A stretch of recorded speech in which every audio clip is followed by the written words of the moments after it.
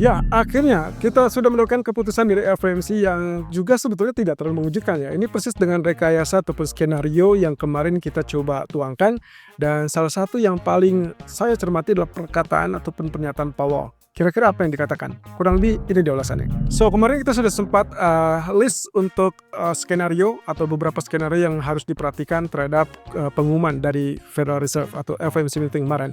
Oke, kita cek satu-satu. Ekspektasi untuk suku bunga yaitu unchanged alias tidak berubah 4,25-4,5% dan itu betul selesai ya, sesuai dengan ekspektasi 99% dinyatakan tetap dan kita sudah lihat di situ tidak ada reaksi yang berlebihan. Kemudian yang kedua adalah kaitannya dengan proyeksi ekonomi. Kita lihat di situ tentang GDP dan inflasi. Saya sempat menyoroti yang paling dibutuhkan oleh market untuk saat ini adalah pengakuan bahwa adanya perlambatan ekonomi supaya setidaknya itu yang membuat market tenang bahwa Fed pun sudah memantau lebih lanjut terkait dengan kondisi ekonomi. Ya, ternyata kita cek saja di situ. Kondisinya skenario yang kedua ya, turunkan proyeksi pertumbuhan, kemudian inflasinya walaupun tidak sesuai kita harapkan diturunkan, ternyata dia tetap melihatnya inflasi naik gitu ya. Tapi tidak apa-apa, responnya sama. Kondisinya adalah dolar bergerak negatif dan akhirnya mendorong kepada emas dan juga pasar saham tentunya. Nah, lalu kemudian tak lama berselang, kita juga lihat dengan dot plotnya. Ternyata apa yang diumumkan tadi malam itu kurang lebih persis dengan apa yang terjadi di bulan Desember. Alias dengan catatan ini adalah tidak berubah sama sekali, pandangan mereka tetap sama, masih memiliki ruang untuk penurunan suku bunga 2 kali di tahun 2025. Kemudian yang ketiga tentunya kalau kita kaitkan dengan pidato Powell. Nah, ini juga yang sebetulnya kita sudah sempat tuangkan kalau misalkan skenario dia hawkish akan seperti apa dan dovish seperti apa. Kesimpulannya tentunya sikap dari Powell tadi malam kecenderungannya adalah mengarah ke sisi less hawkish atau bahkan cenderung ke arah dovish. Jadi kita bisa simpulkan disitulah letaknya kenapa kita selalu melihat emasnya kok sulit banget untuk mulai penurunan. Catatan ya teman-teman, emas sempat terkoreksi sampai 3022, itu pun terjadi di malam hari sebelum pengumuman dari FOMC. Jadi kita tidak lihat ada penekanan lebih lanjut, bahkan koreksinya cuma sekilas saja dan akhirnya dia tembus dengan 3050-an. Dan pagi ini lanjutkan dengan kenaikan ke 3056 ataupun 3057. Nah, pertanyaannya adalah apakah kita akan segera melihat 3100 dalam waktu dekat atau ada koreksi yang mungkin bisa terjadi. Oke, sebagai catatan tambahan tentunya kita juga perlu mengingat terkait dengan respon ataupun musiman yang biasanya kita lihat di bulan Maret. Sudah jauh-jauh hari kita sudah sempat singgung kaitannya dengan kesempatan membeli emas di bulan Maret. Itu bisa terjadi sebelum FOMC ataupun setelah FOMC. Jadi kita punya waktu 1 minggu ke depan setidaknya untuk mengakhiri bulan Maret ini.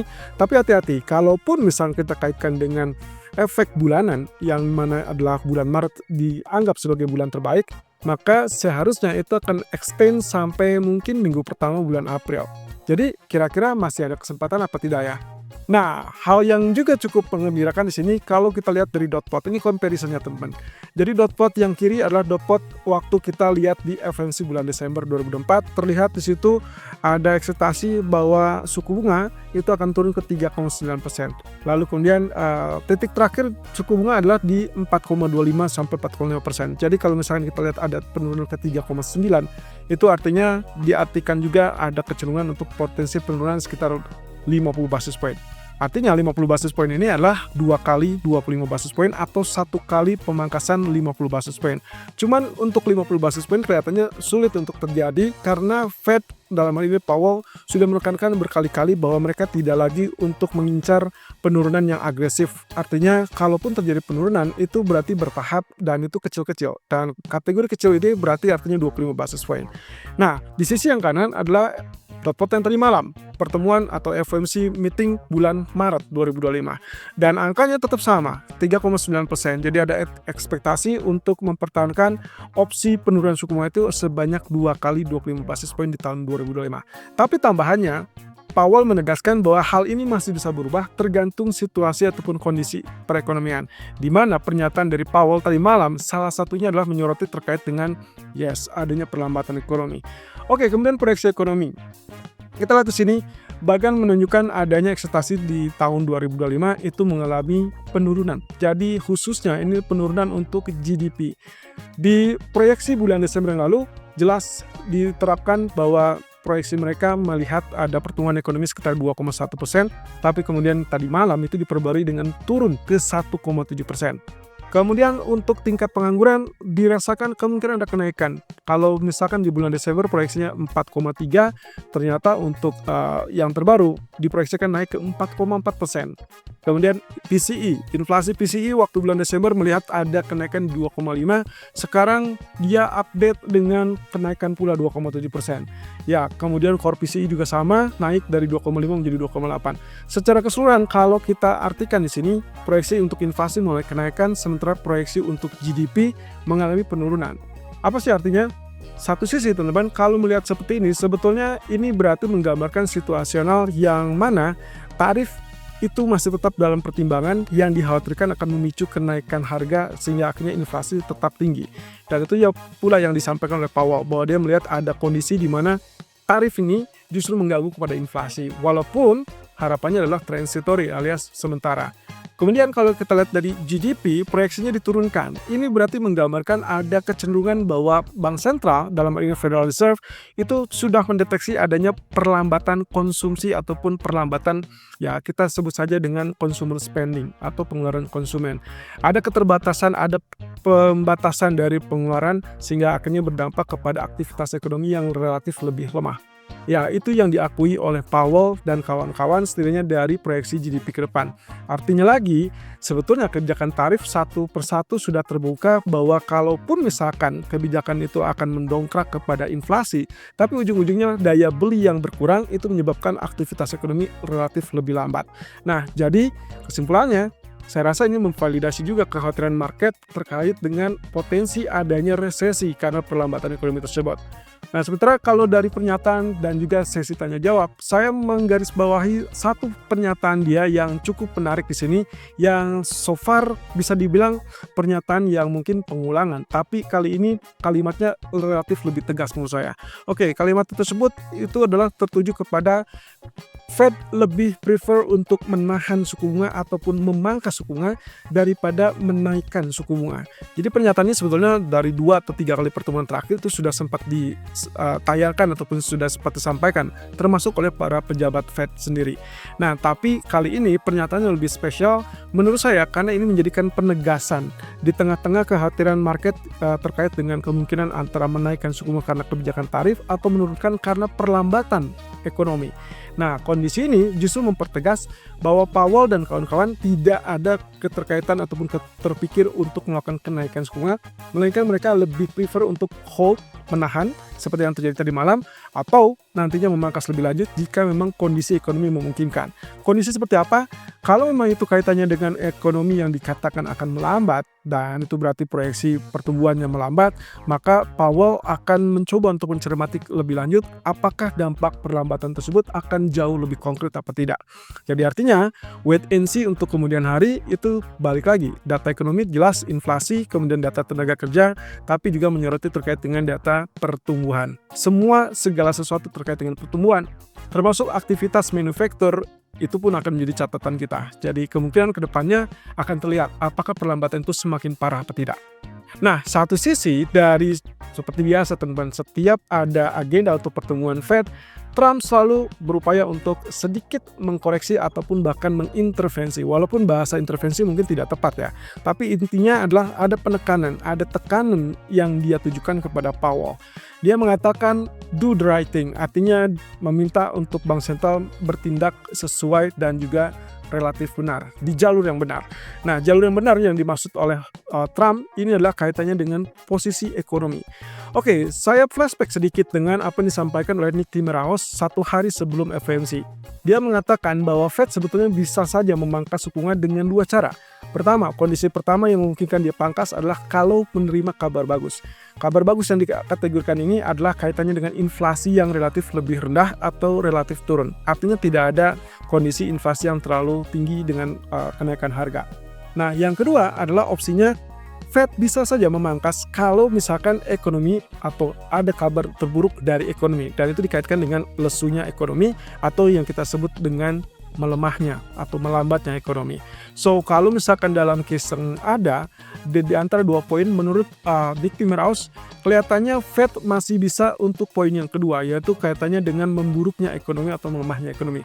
So, apa yang dikatakan oleh Trump terhadap Powell, saya rasa ini cukup reasonable dan saya menjadi terbayang. Kalau begitu, upaya Trump untuk memberlakukan kebijakan tarif itu adalah notabene salah satunya untuk berusaha untuk membuat ekonomi agak sedikit lesu supaya akhirnya Fed tidak bisa menyangka lagi dan akhirnya mau tidak mau menurunkan suku bunga. Jadi cukup menarik ya. Kondisinya semakin kental dengan efek dari tarif tersebut memang mendorong kepada inflasi, tapi di sisi lain mendesak juga karena kondisinya akan menyebabkan perlambatan dikarenakan adanya ketidakseimbangan ekonomi. Artinya di sini kalau kaitannya dengan aktivitas ekonomi yang melemah atau daya beli yang berkurang, ya otomatis nantinya akan mengalah kepada titik ataupun sisi pelemahan ataupun perlambatan ekonomi. So, kita tinggal tunggu saja. Artinya, kalaupun misalkan sudah dideklarasikan oleh Trump seperti demikian, kita akan tunggu waktunya di tanggal 2 April. Kalau kebijakan tarif resiprokal tersebut berlaku, kita akan lihat apa yang terjadi pada ekonomi Amerika. Di sisi lain, kondisi geopolitik terbaru kali ini mengancam kepada Iran. Posisinya adalah kaitannya dengan kebijakan ataupun kesepakatan nuklir. Nah, kita tahu bersama bahwa Iran sedang mengupayakan untuk memperkaya diri dengan uranium dan uranium tersebut yang akan digunakan untuk eksplorasi kepada teknologi nuklir. Nah, terlepas dari apa yang akan digunakan dengan nuklir tersebut, ya semua negara sudah embargo ataupun bahkan diingatkan, termasuk oleh PBB dan juga termasuk Amerika yang sangat gencar, terutama untuk Iran ya. Nah, posisi ini kali ini Amerika mengancam atau memberikan ultimatum kalau sampai 2 bulan ke depan tidak terjadi kesepakatan nuklir, maka aksi militer dari Amerika ataupun bahkan dari Israel itu diperkenankan untuk ditingkatkan dan mengincar sarana ataupun fasilitas nuklir dari Iran. Saya menggambarkan ini kemungkinan posisinya akan semakin seru ataupun memanas kalau kita lihat ke depan, mungkin 1 minggu ke depan kita tidak akan mendapatkan respon yang positif dari Iran, melainkan tetap membangkang ataupun bahkan menolak untuk bekerja sama. Termasuk juga yang melatar belakangi tuduhan dari Trump ini adalah kekhawatiran bahwa pihak Iran itu masih merespon ataupun mensuplai pasokan senjatanya untuk tentara Houthi, yang mana dikenal bahwa Houthi ini adalah pasukan pemberontak yang selalu menyerang kapal-kapal tanker ataupun pengiriman yang ada atau melintas di Laut Arab. So, ke depan saya rasa ini akan menjadi titik berat utama dari geopolitik selain dari Rusia Ukraina yang dikatakan anggap saja mungkin 80% akan selesai ya. Kita tinggal menunggu apakah terrealisasi gencatan senjata apa tidak. Untuk sementara waktu kita tidak melihat ada gencatan senjata, tapi itu adalah delay terlebih dulu. Nah, tapi yang jelas kondisi apapun ini akan sangat menarik ditunggu karena ujung-ujungnya tetap saja ujung-ujungnya nanti Iran diperkenankan untuk menjual ataupun mengekspor minyak lebih luas lagi, dan ujung-ujungnya yang diinginkan oleh Donald Trump akan tercapai, yaitu harga minyak yang relatif lebih rendah sehingga akan menekan kepada inflasi dan suku bunga akhirnya juga mengalami penurunan. Well, sangat menarik ya, tapi posisi ini tentunya akan kita lihat dalam beberapa waktu ke depan. Sementara dari faktor teknologi yang kita lihat sempat mengalami penurunan, Nasdaq, kemudian S&P 500 atau bahkan Dow Jones, kali ini kabar gembiranya sebetulnya sempat sudah rilis, yaitu kaitannya dengan Nvidia yang dikabarkan akan gencar membuat chip dan bahkan teknologi terbarunya kalau tidak salah sudah diumumkan ya oleh pemiliknya langsung. Dan kita akan lihat ke depan menurut UBS, mereka melihat ada kondisi di mana penurunan pada pasar saham teknologi itu adalah kesempatan untuk melakukan pembelian, terutama untuk Nvidia sendiri. Kalau misalnya kaitannya dengan teknologi AI, menurut mereka berkaca dengan kasus yang ada, maka teknologi AI ini masih secara fundamental masih cukup kuat. Sehingga menurut mereka kesempatan yang sangat bagus kalau misalkan terjadi penurunan ataupun koreksi. Well, intinya teman-teman, apa yang terjadi pada sektor teknologi kemungkinan akan sedikit tertekan karena faktor ya tarif ataupun bahkan kebijakan-kebijakan yang agak sedikit melawan ataupun menahan pasokan. Tapi kedepannya kalau misalnya kita kaitkan dengan teknologi semakin canggih, maka kedepannya ini akan menjadi suatu incaran yang cukup positif.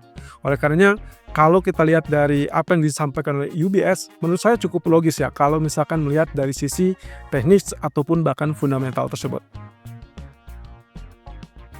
Sementara untuk ekonomi kalian untuk hari ini ada 2 bank sentral, ada SNB, Swiss National Bank, dan juga BOE atau Bank of England. Yang diharapkan untuk menurunkan adalah SNB kurang 25 basis point, lalu kemudian BOE akan unchanged alias dipertahankan, dan kita akan cermati apa yang disampaikan oleh Gubernur Bailey. Kalau misalkan lihat dari kondisi yang ada, Maka ini masih mencerminkan bahwa kondisi dari bank sentral mayoritas masih mempertahankan sikap kebijakan yang lunak alias longgar. Itu sebabnya berarti makin tumbuh positif untuk kondisi di mana emas masih bisa mulai kenaikan. Artinya tingkat permintaan emas oleh bank sentral itu masih bisa berlanjut teman-teman. Walaupun secara angka mungkin kita berpikir bahwa itu angka sudah terlampau tinggi. Nah sementara untuk di malam hari kita hanya lihat initial jobless claim dari Amerika termasuk indeks regional dari Philadelphia. Ini untuk manufacturer. 1 atau 2 hari yang lalu kalau tidak salah kita sudah melihat data indeks regional juga untuk manufacturer yang ditunjukkan dengan angka yang relatif lebih rendah atau ya kita anggap saja minus ya, minus 20. Waktu itu adalah New York Empire State. Nah kali ini kita akan coba cermati juga apakah Philadelphia itu juga akan menunjukkan aktivitas manufacturer yang lebih rendah apa tidak. Kalau iya, berarti semakin tunjukkan bahwa ada pelemahan di sektor manufaktur ataupun bahkan aktivitas ekonomi secara keseluruhan. Nah, ini akan semakin membebani dan juga semakin menunjukkan kekhawatiran kepada melambatnya ekonomi ataupun bahkan resesi. Well, kita tunggu saja. Apa yang akan terjadi berikutnya? Apakah ini akan mendukung kepada emas sebagai safe haven atau justru akan survive kembali dan mendorong kepada indeks saham?